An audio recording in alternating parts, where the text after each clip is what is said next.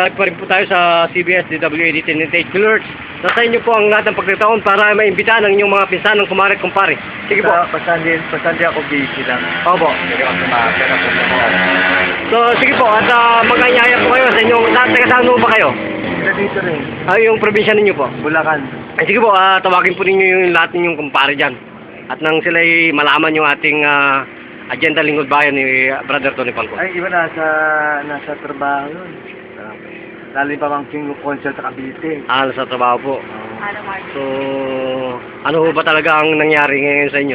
Para ba isang himala siguro. Isang himala, gano'n. So talaga ho ba ang Panginoon ay buhay sa ating buhay, brother? Talagang buhay talaga. Kapaniwala ho ba ang ating dakilang Panginoon ay nagtatrabaho? Wala, night and day sa ating buhay, brother? Kahit wala tayong pera, gano'n? Ang nagkasya tututulong basta yung nasa gabay natin siya habang buhay. Ito ba ay libre publiko, brother? Wala ko ba itong bayad itong aming serbisyo? Maraming salamat po. Brother Tony, ito po ang inyong maglikod talaga. Ang nagpapasalamat ang ating... ano pa ba ang pangalan niyo sa tutong buhay? Pangalan ko Idris. Idris, ano pong apelido?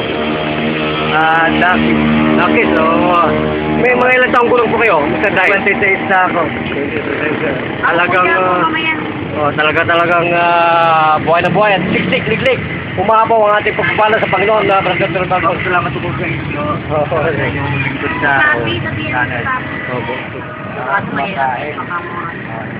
So brother, ito pa rin po ang inyong banglikod si Brother Jun.